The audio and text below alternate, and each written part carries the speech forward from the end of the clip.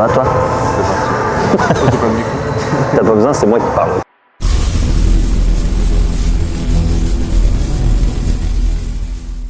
Bonjour à tous, aujourd'hui nous sommes le vendredi 19 avril. Hier on a fait un cheat. Ouais, on a fait un cheat. On a fait un cheat, on a été bouffé resto, on a bouffé viande, patate. Je pense que ça va. Aujourd'hui, nouvelle vidéo, on va répondre je vais répondre à une vidéo qu'on m'a envoyée de Kevin Ferreira sur la morpho-anatomie. Je trouvais que son discours était très dérangeant, donc je vais en parler.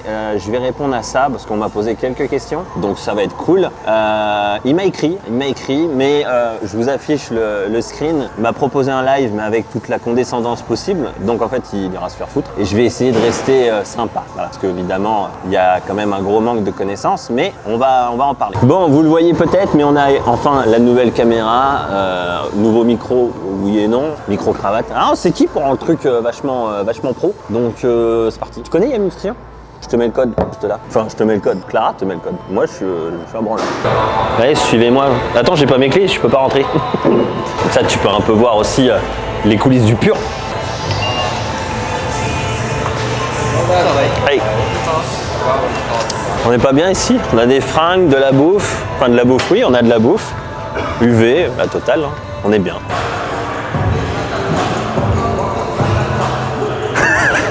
Bon, comme vous l'avez certainement vu pour ceux qui me suivent sur Instagram, donc aujourd'hui on va parler machine évidemment. Le but c'est de vous montrer ce que je n'aime pas sur certaines machines. Un abo est au pur et avoir une grande panoplie, encore une fois, de machines, tout n'est pas bon. Donc on va parler machine et évidemment morpho-anat, puisque c'est le sujet du jour, surcoté. Donc ce cher Kevin nous disait que la morpho-anat c'était évidemment du bullshit. Alors, mais en ce moment on essaye de taper sur des trucs qui sont pas forcément nouveaux, hein, puisque la morpho-anat a toujours existé, elle existe toujours. Et il a pris des exemples qui pour moi ne me parlent absolument pas. J'ai rien contre lui personnellement, hein, encore une fois, mais quand on ne maîtrise pas un sujet, j'aime bien leur montrer que ça peut rendre son discours dangereux, en fait, tout bêtement. Alors je vais pas faire du geek and fit et prendre de haut tout le monde, bien que lui il m'ait pris de haut en m'appelant professeur. On va répondre simplement en regardant un petit peu ses arguments, pour qui, pourquoi, est-ce que c'est bon, est-ce que c'est pas bon. Pourquoi tu passes à côté là? Je suis en train de filmer, espèce de fou là. Ouh, il baisait lui. Je reviens sur son discours.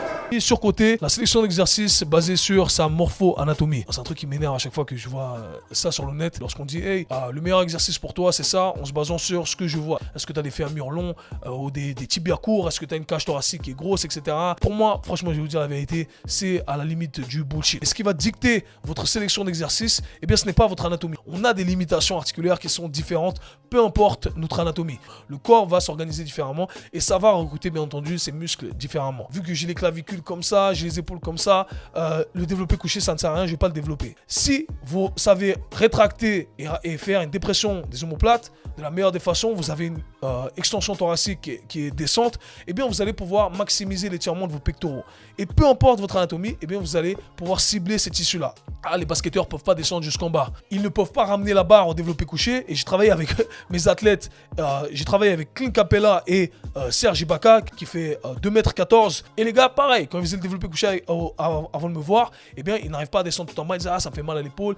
Mes préparateurs m'ont dit que j'avais pas l'anatomie pour le faire, etc. Et avec moi, eh bien ils arrivent à descendre tout en bas sans problème, en développant leurs pectoraux, en sentant les trucs où ils doivent les sentir. Est-ce que j'ai modifié leur anatomie? Pas du tout. Donc encore une fois, des exemples à jeter à la poubelle. Alors dans le premier extrait, il nous disait que ça l'énervait en fait, parce que c'était à la limite du bullshit, parce qu'on choisissait nos exercices selon la morpho-anat. Mais en fait, il se contredit beaucoup. Justement, il le dit lui-même, on est tous différents. Alors oui, effectivement, on a tous notre souplesse articulaire différente, mais on a surtout aussi notre longueur de segment différente. Et toute cette longueur, encore une fois, il ne faut pas sortir de Saint-Cyr, c'est les lois de Newton, implique une tension différente sur chacun, tout simplement. En plus de ça, il y a un truc qui m'énerve moi pour le coup, c'est que la plupart du temps, on vous dit morpho-anatomie égale amplitude réduite. Tout le monde nous dit ça en ce moment, morpho-anatomie égale amplitude réduite. Absolument pas. Déjà d'une, juste moi, personnellement, je n'ai jamais dit qu'il ne fallait pas faire de la full amplitude en fait, tout simplement. Si vous pouvez le faire, si vous avez la capacité articulaire de le faire, oui, faites-le. Faites-le si c'est possible en fait. Mais après, encore une fois, c'est une question d'objectif. On va prendre son exemple tout bête, des mecs qui sont super grands, qui font du squat. Si la mobilité articulaire vous permet de faire un squat profond, grand bien vous fasse. Par contre, si vous avez un ratio buste-jambe qui est complètement mauvais en fait pour les quadriceps et qui vous fait avoir une flexion de hanche bien plus grande qu'une flexion de genou, bah oui, vous allez tout prendre dans le fessier. Donc forcément que votre amplitude sera réduite. Donc pour moi, c'est un gros manque de connaissances pour le coup. Changement de plan. Ouais, j'ai gêné quelqu'un. Pour moi, c'est un gros manque de connaissances en fait de dire que faites-le forcément, vous allez mieux réussir à prendre du muscle parce que vous allez être en full amplitude. Absolument pas. C'est à ça que sert la morpho-anat. Pourquoi on se sert de ça? Parce que certaines personnes justement en full amplitude auront une relation tension-longueur qui sera complètement mauvaise en fait. Si votre muscle est ultra étiré, il ne va pas répondre correctement et ce sont les muscles secondaires, dits stabilisateurs pour certains, qui vont prendre leur lait. Donc on va prendre l'exemple de son développé couché. Oui, si vous pouvez descendre correctement en bas du mouvement, très bien, ok. Est-ce que forcément ça va vous faire travailler les pectoraux de façon optimale? Absolument pas. Pour certaines personnes, oui, pour d'autres, pas du tout. Et ça a été mon cas par exemple, moi qui ai peu de cage, les bras courts, si je descendais tout en bas, en ayant les humérus vachement courts et les triceps en point fort, bah aujourd'hui j'aurais toujours pas de pecs et puis j'aurais des gros triceps, j'ai toujours des gros triceps. J'ai réussi à prendre des pecs justement parce que j'ai réduit mon amplitude. J'ai limité cette amplitude pour me concentrer uniquement sur l'étirement des pecs pour qu'il soit optimal. C'est à ça que sert la morpho. C'est pas à vous dire que vous ne pouvez pas faire ci, vous ne pouvez pas faire ça. C'est complètement faux, au contraire. Et ça, je me bats dessus depuis un petit moment. Encore une fois, si vous pouvez faire des amplitudes complètes et que c'est votre objectif, faites-le. Par contre aussi, faut pas négliger la possibilité de se blesser. Qui dit amplitude complète dit gros stress, gros étirement sur certaines personnes. Et je le vois tous les jours, puisque contrairement à cette personne-là, j'ai des consultations avec des personnes qui ont déjà 40, 50, 60 ans. On l'a bien vu à Colmar, j'ai eu énormément de personnes qui avaient déjà plus de la quarantaine qui sont venues me voir et qui se retrouvent dans ce que je dis. Pourquoi? Parce que les types ont 30 ans, 25, 30 ans de training et tout ce que je dis, ils l'ont vécu. Parce qu'encore une fois, c'est de l'usure. Et la plupart du temps, les retours que j'ai, c'est j'ai réduit mon amplitude sur tel et tel exercice, j'ai progressé. C'est à ça que sert la morpho, rien d'autre. Autre point aussi, et là c'est pour vous montrer malheureusement le manque de connaissances. Encore une fois, je te tape pas dessus personnellement, bien que tu m'aies pris de haut. Mais tu parles de clavicule, c'est pas parce que tu peux serrer tes omoplates correctement que tu vas pouvoir descendre plus bas. Ça n'a pas de sens. Au contraire, tu augmentes encore plus cette amplitude. Alors évidemment, sur un développé couché, rétracter les omoplates, ça a du sens. Par contre, tu nous parles des clavicules.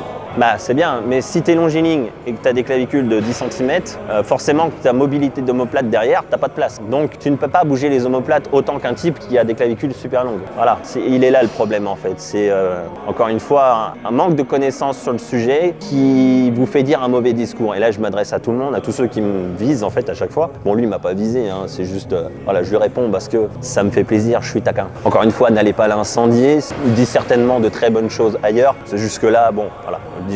Le discours est mauvais à mon sens et en plus de ça, il m'a pris de haut.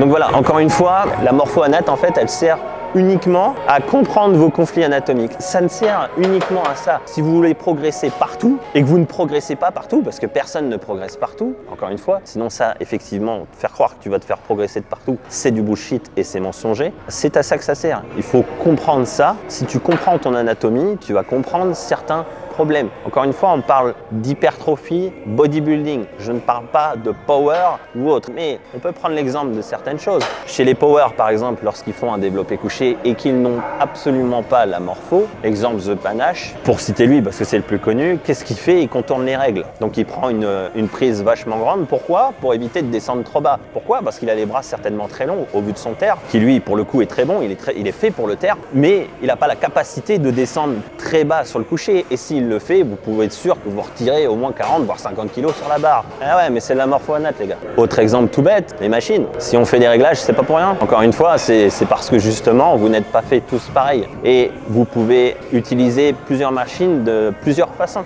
Et la morpho-anat est absolument partout. Si Pesquet se fait faire un moulage, ou même la F1 se font faire un moulage de leur corps, c'est uniquement pour leur confort. Ils ne sont pas faits comme tout le monde. Si dans le cyclisme, ils ont chacun des vélos personnalisés avec avec une position tous différente pour justement être le plus efficace possible pour pédaler, pour pousser fort sur la pointe des pieds, c'est de la morpho-anat. Voilà, la morpho-anat, elle est partout. Hein. Si Zlatan Ibrahimovic frappe très fort et pas Messi, c'est pas pour rien. C'est parce qu'il y en a un qui fait 1m50 et l'autre qui fait plus d'1m80.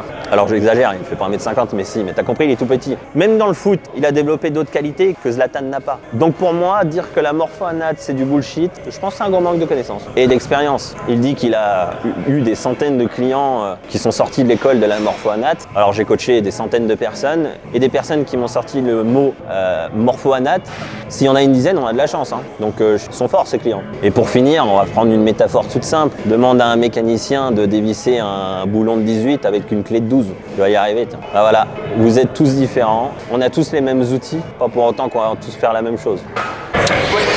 Alors je vous l'ai dit, on va parler machine. Alors évidemment des legs extensions ici on en a beaucoup. Ici je vais juste parler de celui qui est certainement le meilleur de la salle. Donc ce sera celui-là, tout simplement parce que évidemment la tension déjà d'une, elle est très bonne, elle est linéaire, donc tu as toujours la même tension du début à la fin, donc ça c'est très bien fait. La flexion de genou, elle évidemment est relativement grande. Par contre il y a un truc qui me dérange, ce sera toujours ça, le dossier. Pourquoi? Parce que biomécaniquement, votre droit fémoral est attaché à votre hanche. Et si vous voulez bosser l'entièreté de votre cuisse, il vaudra mieux évidemment être le plus allongé possible. Et même si celle-là on peut quasiment s'allonger, mais encore une fois, c'est pas du tout ergo puisque notre dos est totalement dans le vide et on peut difficilement se tenir. J'espère pouvoir y remédier.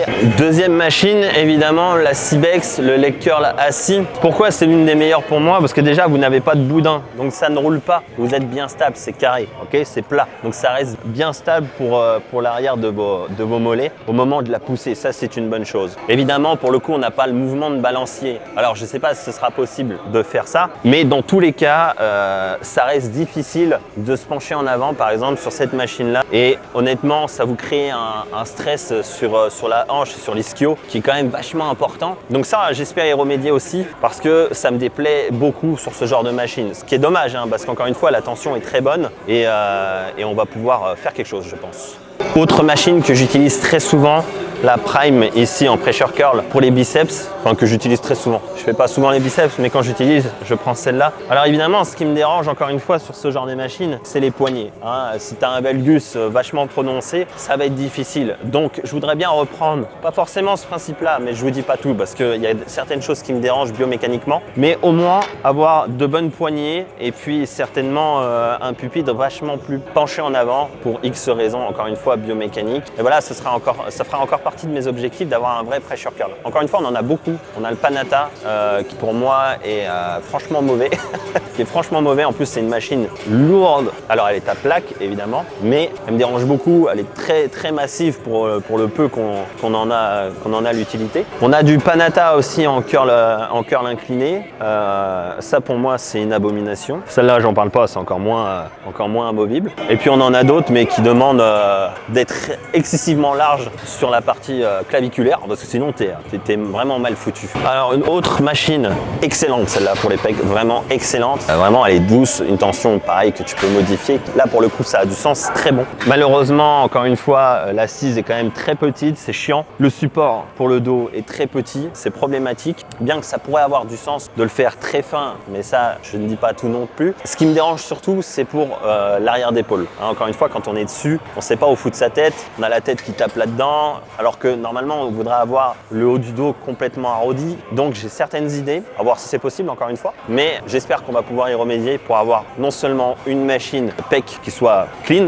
et en plus de ça un arrière d'épaule où vous pourrez être stable du début à la fin avec les épaules en avant. Le nouveau décliné Gymleco, très bien, vraiment une merveille au niveau de la trajectoire. Par contre, seul problème encore une fois, c'est l'amorce de votre mouvement. En fait, si vous mettez lourd, en fait vous êtes en surétirement dès le début et là ça devient problématique.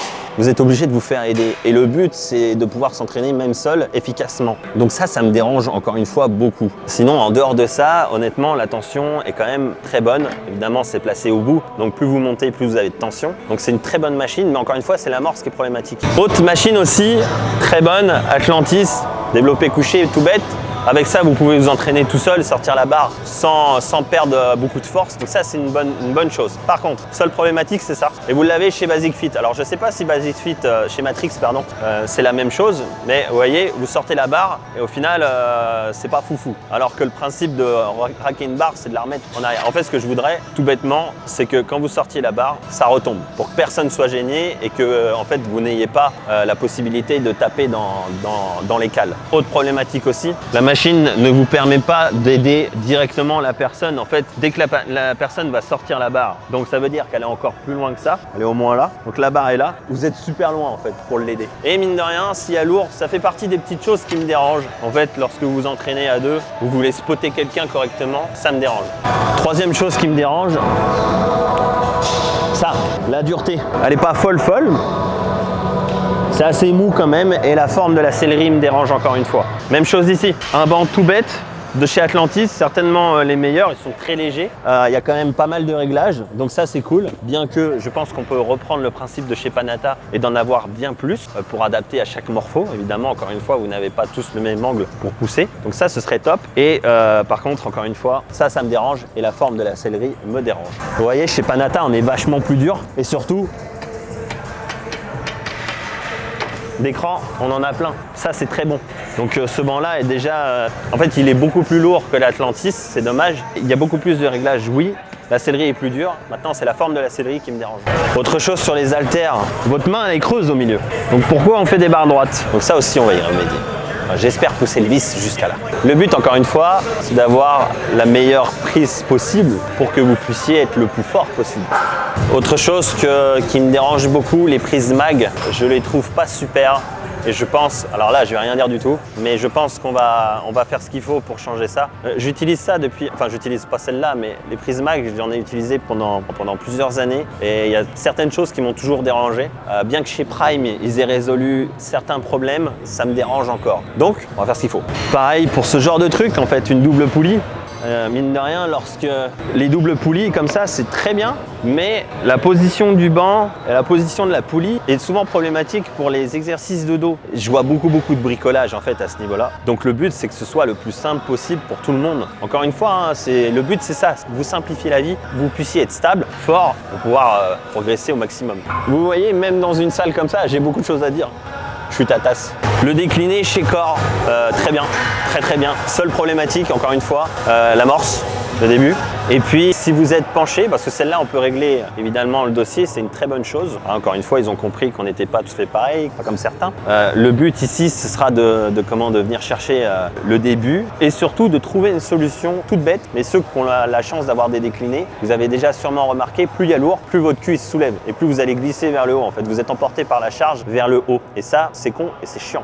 Il y a une autre machine aussi que j'ai pas parlé, mais on ne l'a pas ici. Je regrette qu'on ne l'ait pas. C'est le développé hammer assis en arrière. Alors chez One Fitness, vous l'avez certainement. Cette machine-là est très bonne. Encore une fois, il y a certaines choses qui me dérangent, mais j'espère pouvoir la développer aussi parce que celle-là, c'est certainement l'une des meilleures développées du marché, mais elle n'est pas parfaite, à mon sens. Autre machine que vous n'avez plus, une Cybex, un rowing horizontal, ça c'est une merveille. Vraiment, c'est une merveille. Malheureusement, le mouvement est circulaire et n'envoie pas forcément au bon endroit. C'est un petit peu de réglage. Il faudrait mettre le point de pivot en fait ailleurs, mais vraiment c'est une merveille au niveau de la sensation, de l'angle et des bénéfices en fait que vous pouvez en tirer de ce genre de tirage. En plus, vous êtes en support, vous pouvez tirer fort plutôt que tirer bêtement en prise serrée. Là, on est vraiment sur un exo relativement complet pour le dos. Et des tirages comme ça, il y en a plus. Il y en a chez Matrix, mais honnêtement, il est dégueulasse. Et voilà, celle-là, on va pouvoir l'améliorer, je pense. C'est une machine qui me tient à cœur. Faut savoir que je me suis entraîné là-dessus à Gravenchon, au fin fond de la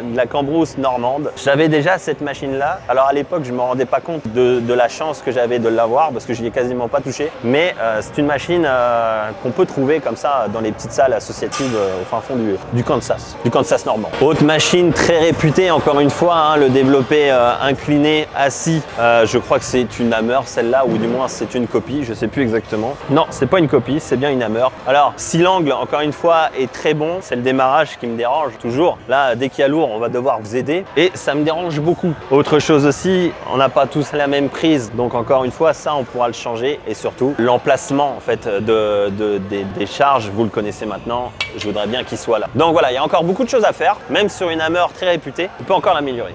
La Panata, le tirage horizontal Panata, excellent. Excellent encore une fois, là vous voyez on a un bras pour ramener en fait tout simplement pour venir chercher la prise. Ça rend le truc vraiment excellent. Ce qui me dérange encore une fois, et on verra si c'est possible, c'est l'angle qu'elle vous donne. En fait si vous êtes étroit d'épaule, il va falloir faire du bricolage et venir chercher, se pencher un petit peu, venir chercher tout bêtement un angle différent, alors que les gars qui sont relativement larges de base pourront rester relativement droits et être beaucoup plus forts sur ce genre de mouvement. Donc c'est le genre de machine qui est vraiment excellente, mais qui convient pas forcément à tout le monde. Moi qui est quand même assez étroit d'épaule, c'est un peu difficile. Autre machine excellente, alors évidemment on a le Gymleco aussi qui est vraiment pas mal.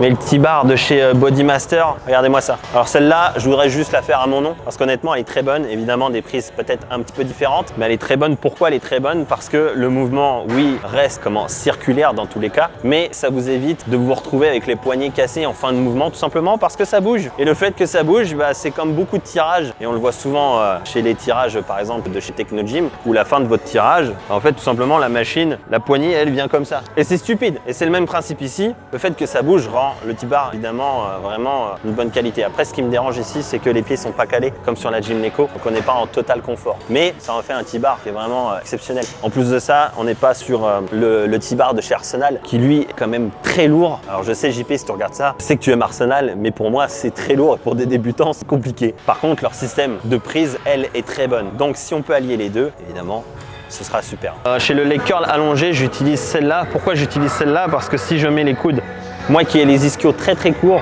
j'évite en fait d'avoir une grosse flexion de hanche et je mets mes coudes ici et ça me met totalement droit. Et en fait ce qui me dérange sur certains leg curls, en fait justement cet angle-là que l'on ne peut pas modifier. Donc je voudrais bien avoir une machine qui modifie certaines, en fait l'angle tout simplement que vous allez y donner. Autre chose aussi, je voudrais bien y apporter certaines modifs au niveau de la tension ici.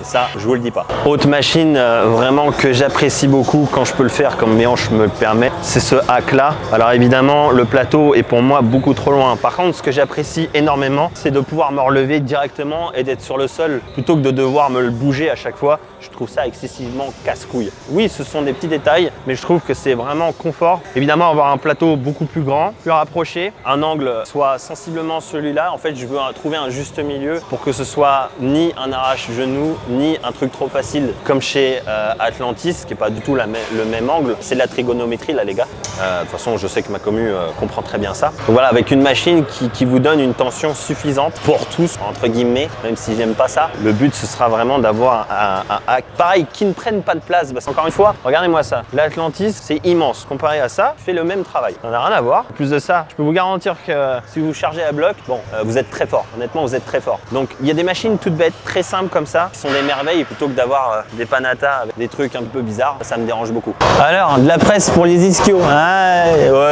Te mets des tacles, ça me fait rire. Alors évidemment, la Hammer est très bonne pour certaines personnes, on s'entend. C'est justement le pour certaines personnes qui me dérange. Donc, ce qui me dérange surtout, c'est le plateau. Le plateau, l'inclinaison évidemment du banc qui me dérange. Par contre, ce que je trouve très bien, c'est d'avoir les pieds tout de suite par terre. Là où par exemple sur la Panata, c'est pas possible. La Atlantis, c'est pas possible. Vous êtes obligé de sortir de la machine et c'est casse-couille. Ce que je voudrais bien faire, en fait, surtout une presse totalement dédiée au quadriceps. Que vous ne puissiez quasiment pas l'utiliser pour le fessier ou les ischios. Que ce ne soit pas fait pour ça, encore une fois. Puisqu'à la base, quand même, on utilise principalement ça pour les quadriceps. Donc, je voudrais bien modifier évidemment le plateau d'une certaine manière. Encore une fois, le banc et puis peut-être l'inclinaison. Alors, pour ce qui est de la presse, suivez-moi. La presse Cybex, évidemment, un incontournable. Je pense que c'est certainement la meilleure presse parabolique que l'on ait. On pourra faire difficilement mieux. Par contre, refaire la même chose avec une sécurité différente et plus simple, je pense que c'est possible. Mais honnêtement, les codes de cette machine-là est incroyable. On en a deux pour vous dire ici, une ici et une de l'autre côté. Mais c'est quelque chose qu'on utilise tous parce que vraiment, la Cybex, elle est folle. Elle est vraiment folle. Évidemment, je vous ai fait part de mes principales idées. J'en ai plein d'autres. D'ici là, on se voit dimanche prochain. J'espère que ça vous a plu. Dites-moi en commentaire ce que vous aimeriez voir en machine. Peut-être que vous avez de très bonnes idées, c'est même sûr. D'ici là, on se voit dimanche prochain. Don't